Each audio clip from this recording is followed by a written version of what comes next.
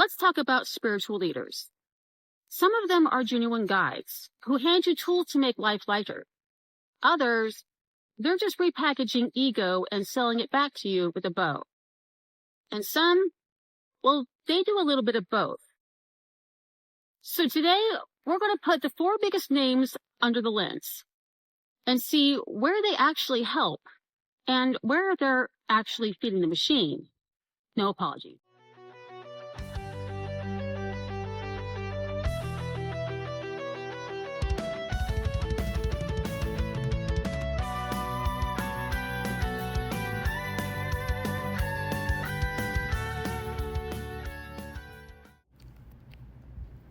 Let's start with Rhonda Byrne, because the secret was everywhere.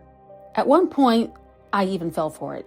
And looking back, I feel like a moron. Here's the truth. The secret wasn't spiritual wisdom. It was spiritual consumerism. It reduced the cosmos to a catalog. Just think about what you want, paste it on a vision board, and wait for the universe to deliver like Amazon Prime. The only real secret was how much money she made selling everyone back their own wishful thinking. Now, I'll give it a sliver of credit. It planted the idea that thoughts shape reality. That's true. But the way Byrne spun it, pure materialism in cosmic clothing. It didn't tell you how to deepen your compassion or to wake up your soul. It told you how to manifest a car, but it left out a few vital steps, just to be honest. If the universe was just a Shopify for your desires, the mailman would be working overtime. Next up, Esther Hicks, also known as Abraham-Hicks. She's the one who turned law of attraction into a seminar circuit. I'll be fair, she gets people to shift their mindset, focus on possibility, and lighten their emotional load. And that's not nothing. But then comes the catch. Abraham-Hicks takes it way too far. If something bad happens in your life, well, apparently you just didn't vibe high enough. You manifested your own illness, you manifested your own tragedy. Imagine telling someone with cancer, oops, you forgot to think happy thoughts hard enough. That's not spiritual guidance. That's a gaslighting smoothie. So yes, mindset matters, but any teaching that shames you for suffering instead of helping you through it, that's not light, that's shadow. Dr. Joe Dispenza. To be honest, I like listening to his lectures when I'm putting my makeup on in the morning. He's done some good, so I'm not going to be too mean here. His meditations and mind-body practices are powerful. He makes neuroscience and energy work relatable. A lot of people who would never touch mysticism have found healing through his work, and I respect that. But there's another side. His retreats and programs can run into the thousands. And when focus shifts from awakening to manifesting your dream life, the danger is you end up looping back into ego. It becomes a hamster wheel of chasing, not freedom.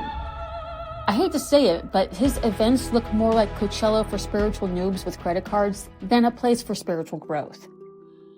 So here's my take. Use his tools if they help you, practice the meditations, learn from the mind-body connection.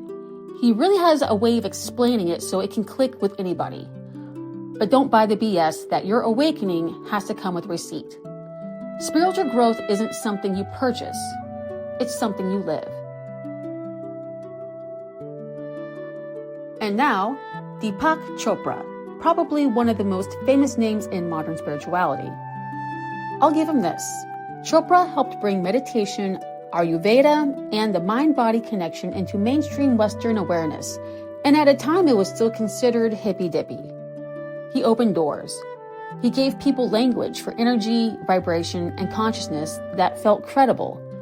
For a lot of seekers, he was the gateway into deeper paths. But here's the shadow side. Chopra also built a massive brand empire around himself. Books, seminars, wellness centers, supplements. And while none of that is inherently bad, it risks turning the awakening into a commodity. His message of infinite abundance sometimes ends up sounding like infinite shopping spree.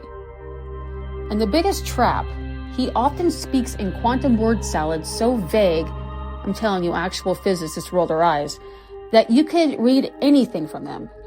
It makes them sound profound while keeping you hooked, waiting for the next phrase to unlock your life. So yes, take what resonates. Meditate, explore Ayurveda, embrace the mind-body link. But don't confuse the billion-dollar wellness brand with the essence of spiritual liberation. Real awakening is free. Discernment is the real practice. A good teacher is going to give you the tools to expand your awareness and open your heart.